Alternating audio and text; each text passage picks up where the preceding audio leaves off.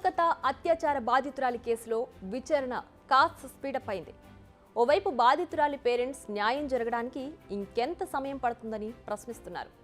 Junior డాక్టర్ల ఆందోళన continue అవుతోంది. మరోవైపు సిబిఐ ఈ కేసు విచారణను స్పీడప్ చేసింది. అయితే ఈ కేసులో మరో కీలక పరిణామం తెరపైకొచ్చింది. ఈ కేసులో కీలకంగా భావిస్తున్న సంజయ్ రాయ్, సందీప్ ఘోష్తో పాటు మరో 5గురికి కూడా పాలిగ్రాఫ్ టెస్టులు జరుగుతున్నాయి. ఇంతకీ వారెవరు?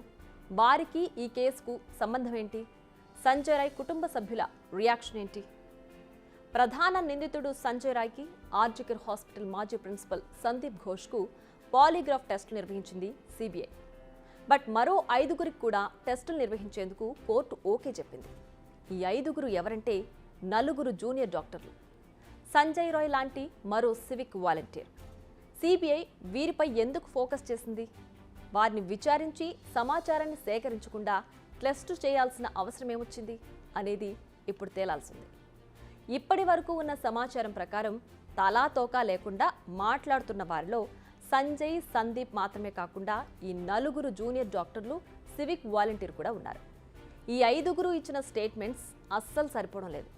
వీరంతా ఈ దారుణం జరిగిన రోజు ఆ పరిసరాల్లోనే ఉన్నారు. కానీ ఒక్కొక్కరి స్టేట్మెంట్ ఒక్కోలా ఉంది.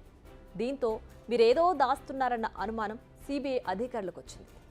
అంతేకాదు సాక్ష్యాలను కూడా చెరిపేయడంలో వీరి హస్తం ఉందా అనే అనుమానం కూడా అధికారులకు వచ్చింది. అందుకే మొత్తం 7గురికి పాలిగ్రాఫ్ టెస్టులు చేసేందుకు అనుమతి తీసుకుంది. మరోవైపు ఆర్జికర్ హాస్పిటల్ ఆర్థిక అవకతవకలపై స్పెషల్ ఇన్వెస్టిగేషన్ టీం దర్యాప్తు చేసింది. దీనికి సంబంధించిన డాక్యుమెంట్స్ను సిబిఐకి అందించింది సిట్. ఈ కేసులో విచారణ ఎదుర్కొంటున్న డాక్టర్లు, నర్సుల సంఖ్య ఎంతో తెలుసా? 18. ఎస్, మొత్తం 18 మందిని ప్రస్తుతం సిబిఐ విచారిస్తోంది.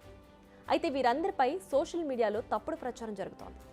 వీరంతా ఘటన జరిగిన రోజు నుంచి కనపడకుండా పోయారని, కానీ వీరంతా పోలీసులకు, సిబిఐకు పూర్తిగా సహకరిస్తున్నారని తెలుస్తోంది.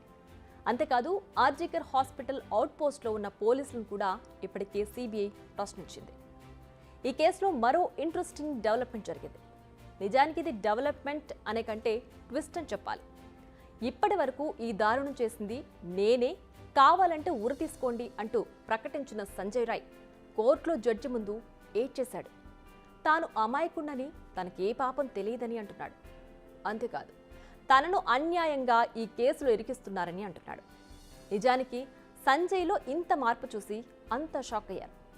సంజయ్ నేరాన్ని అంగీకరించినట్లు ఇటు బెంగాల్ పోలీసులు, అటు సిబిఐ అధికారులు తెలిపారు.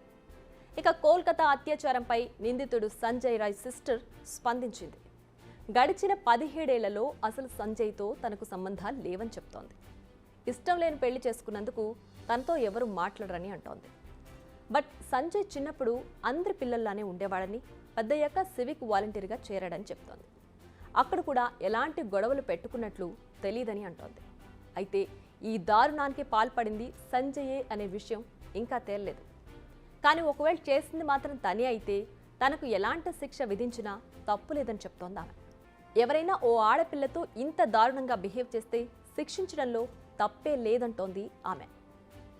మొత్తానికైతే విచారణ ప్రస్తుతానికి వేగంగానే జరుగుతోంది. అదే సమయంలో ఈ అంశంలో రాజకీయం కూడా జోరుగానే జరుగుతోంది.